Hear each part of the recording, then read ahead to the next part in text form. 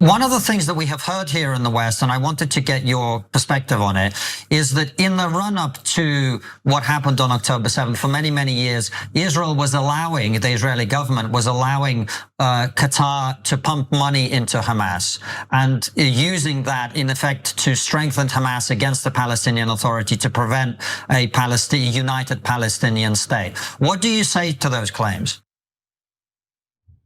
In an effort to desperately launder his reputation in the middle of carrying out a genocide in Gaza and the annexation and land theft in the West Bank, Israel's Prime Minister Benjamin Netanyahu is granting interviews to friendlies, individuals who are diehard Zionists and supporters of the state of Israel. Trigonometry was the latest one, and to Konstantin Kissin's credit, in this case, he did ask Netanyahu an important question. Specifically, whether Netanyahu had facilitated the funding for Hamas. Let's see if he's willing to tell the truth for once in his life. No way. Israel was allowing, the Israeli government was allowing Qatar to pump money into Hamas and using that, in effect, to strengthen Hamas against the Palestinian Authority to prevent a united Palestinian state. What do you say to those claims? Well, I think it's hogwash. I mean, we're stuck with Hamas. I was actually against leaving Gaza and resigned from the government when it did so, when it decided to tear out the settlements, because I said this will be overtaken by Hamas, and Hamas will use it as a platform, will use Gaza, a de facto Palestinian state in Gaza, to pellet us with missiles and rockets, the surrounding cities. This was poo-pooed by the government at the time. I thought it was insane. But once they gave up Gaza, that's exactly what happened. Hamas took it over and turned it into a terror bastion. And the question was, what do you do with it?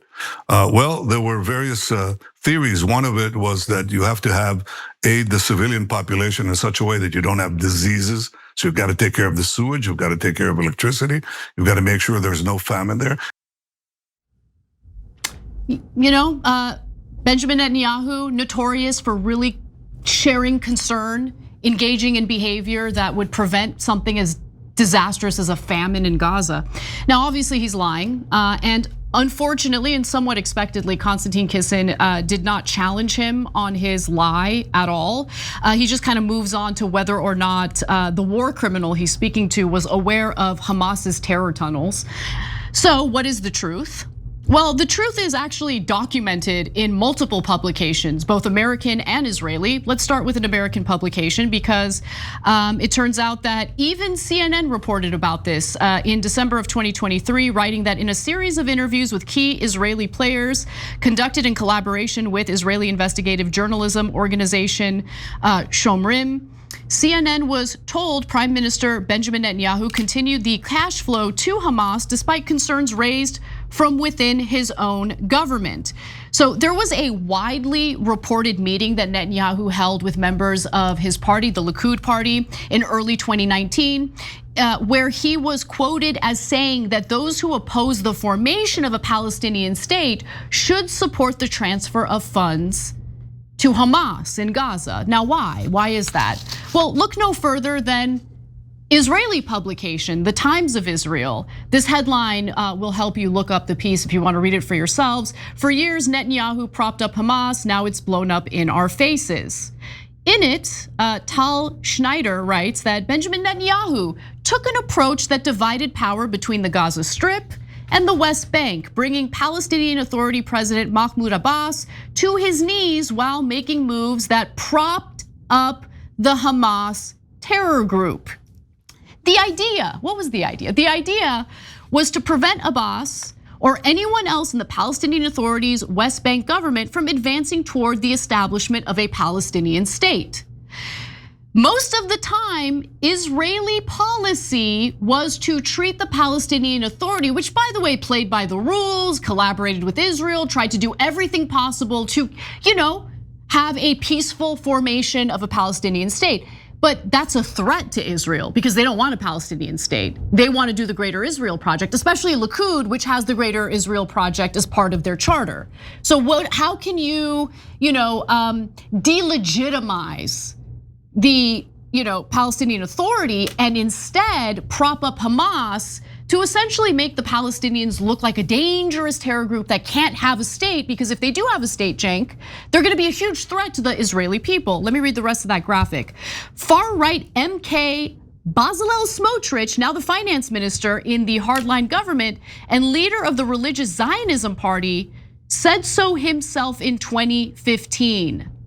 So this has been the policy, prop up Hamas to delegitimize the whole idea of forming a Palestinian state. That's what they did. And let's not forget that it literally took hours for IDF soldiers to respond to the Hamas attacks on October 7th. Let's also remember that there were 2 instances in which Israeli officials came across intelligence indicating that Hamas was planning that terror attack. And more importantly, the second piece of intel they received made it clear that they intended on kidnapping hundreds of hostages. But they didn't act on that. The Israeli government, notoriously paranoid about everything, didn't act on that intelligence. Interesting. And then now you have Israeli soldiers testifying, okay? And you can look up these videos. They're testifying, they're showing their identity, they're doing it publicly. Testifying that they were told to stand down on the morning of October 7th. Why? Why were they told to stand down? Why isn't that being addressed in the American media? I mean, to the credit of Israeli publications and Israeli media, they're covering it. But here in the United States, you have a huge population of Americans who have essentially absorbed all of the pro-Israeli slop without realizing that the current government of Israel just sat back and allowed October 7th to happen and are lashing out at everyone else instead of taking responsibility for their failures. Cenk. So Netanyahu also in one of these interviews explained how he wants to take over more of American media. I'm going to get to that in a second. But we know that the Israeli government, that's reported everywhere, was aware of that October 7th was being planned. And they say, oh man, that's just the one that got past the goalie.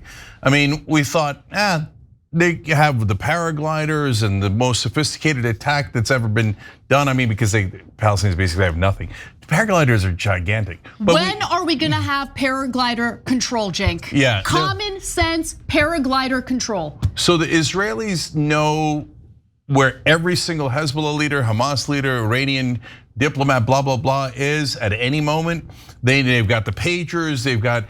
They can assassinate an Iranian nuclear scientist through a strike that goes through the window of their apartment. That's how sophisticated Israel can be if they want to be. Oh, there's a huge, like almost an army-like attack coming across the border.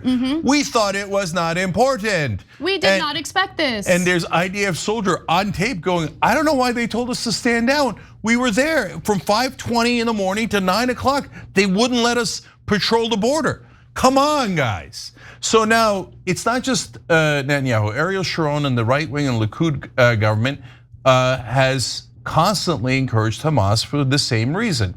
Well, there's 2 reasons. The one that Anna mentioned, which is to split the Palestinians in 2, divide and conquer. The Palestinian Authority is too strong in their opinion, so you create Hamas. And so then Hamas will weaken Palestinian Authority and then, but that'll create more terrorism. But that leads to reason number 2.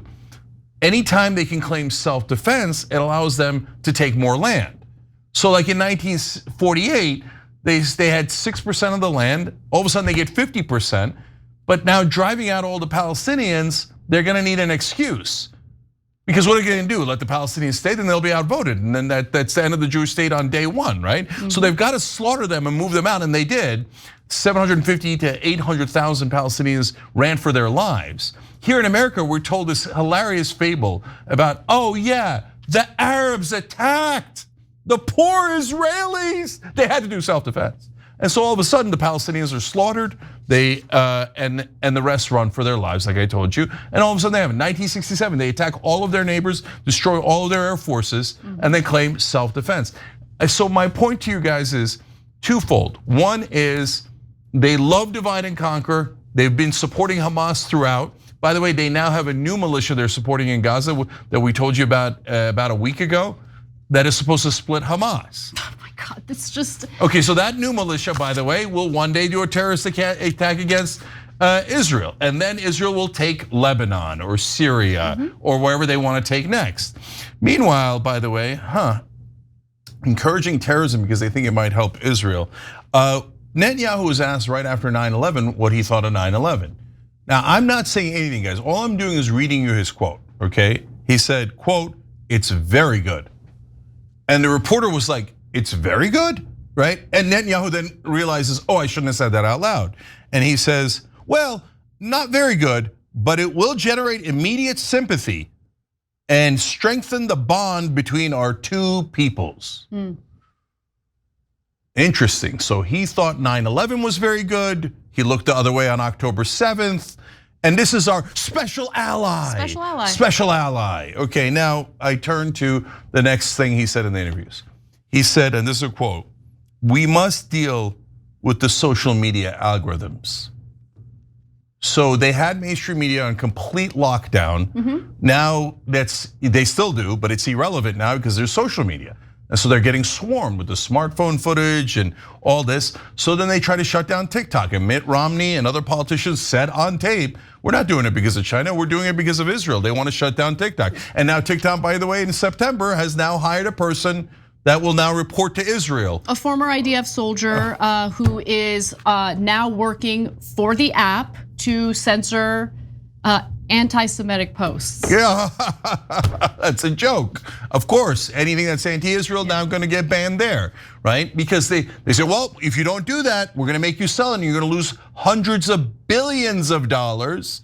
So that political influence allows them to control that amount of money, which allows TikTok to go, yes, sir, we will now serve Israel starting in September 13th. We will serve Israel loyally, sir. Okay. And now Netanyahu says, no, I want all the social media algorithms. You in America are not allowed to criticize Israel. Know your role, you serve me, okay? And Americans, we're sitting here going, can any of our politicians stand up to this guy? This guy who's like a modern day Goebbels and Hitler.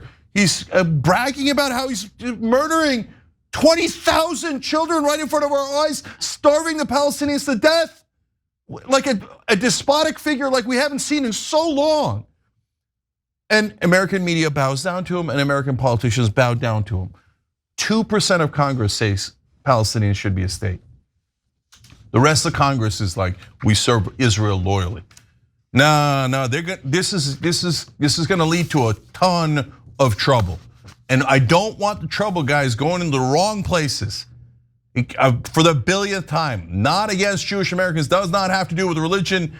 Greatest fighters we have, Dave Smith, Robert, I don't want to name names, they're wonderful, okay? And they're for peace and they're for America, okay? You should take your ire out on the disgustingly corrupt politicians we have and the disgustingly corrupt mainstream media we have. That in the face of overwhelming evidence that Israel controls our politicians and has taken $310 billion from Americans and is now using it for a genocide. They say, no, we serve Israel loyally. It's disgusting and you should be enraged about it. All right, we're gonna talk a little bit about why Ben Rhodes is so furious at the free press. Recent piece talks about starvation in Gaza. We'll get into the details and more when we come back. Every time you ring the bell below, an angel gets his wings. Totally not true, but it does keep you updated on our live shows.